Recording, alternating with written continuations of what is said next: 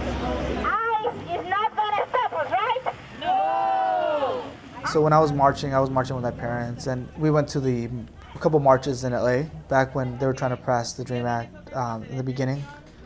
You know, when I was younger, I really didn't understand like how this issue could affect me. It wasn't until I was much older when I realized, oh wow, this is really how it's affecting people. Deportation! Deportation! Deportation! Deportation!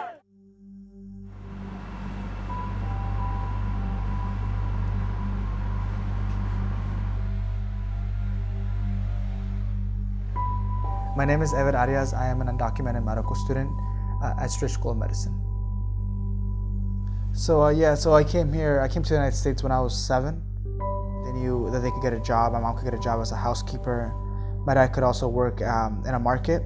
And early on, I guess when we were growing up, they knew that Mexico, just the poverty that we were living in, we lived in a rural community. And so they knew that education wouldn't really be a possibility for us. And that's why they went to the United States, to be able to pursue that American dream. And for them, the American dream was to be able to provide for their families by making sure that they were educated. And in 2008, I started college, and I was the first one in my family to do so. But it wasn't like really until sophomore year that I realized that maybe I was pursuing a dream that really wouldn't be possible.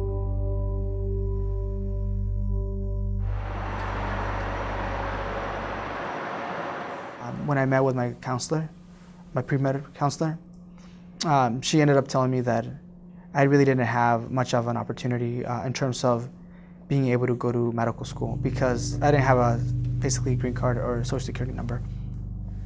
And I remember feeling very discouraged. And I remember during that week, I actually had a test a couple of days later.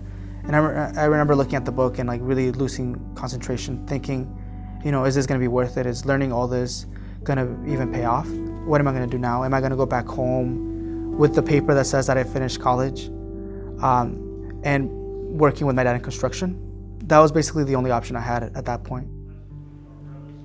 But I don't know, for some reason I just continued. I told myself, I really wouldn't, if I were to look back after giving up, I wouldn't be happy with myself.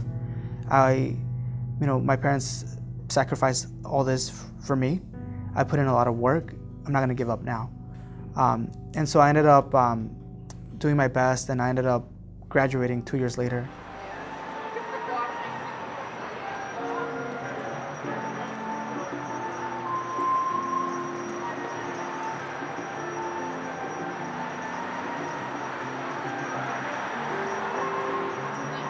Actually, it was the same week I graduated. That's when I heard about the Deferred Action for Childhood Arrival.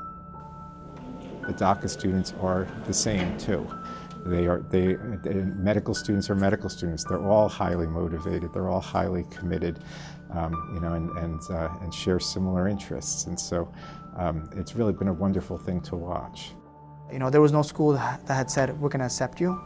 When I heard about Stritch, it was the first time that I really heard about a school being open to having undocumented students and really respecting who they were, and basically saying, as a school, we understand the struggles that you've been through, but we also understand the strengths that you have, and that's why we want you to come here.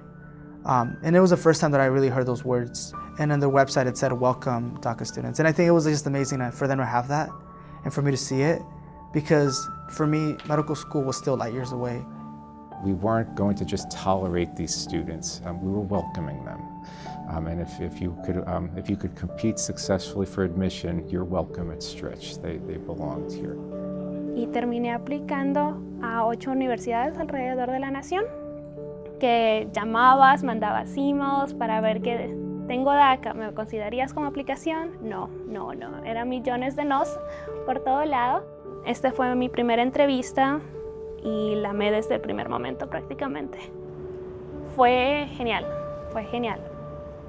There was another part of it that they were going to try to include family members or parents, but since that's not in play right now, they're not protected, and a lot of families are scared of that. Up with liberation, down with deportation. So We are here in solidarity with families who are still facing deportation and detention, and to call for a stop to deportations. I've lived undocumented for about 20 years. I'm someone who qualifies for deferred action. My parents don't. So it's been a difficult time, and I definitely live every day worried that my parents are not living a life that allows them to be happy and full.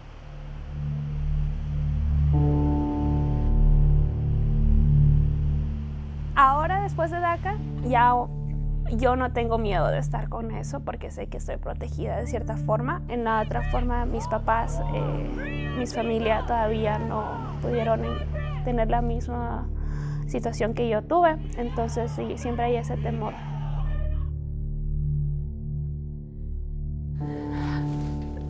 La familia sí ve aquí.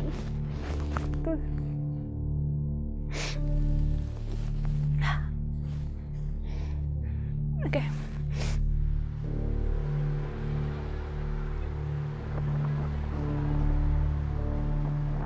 If anything, I think being able to have DACA made me more, it definitely gave me the opportunity to be here, to be in medical school.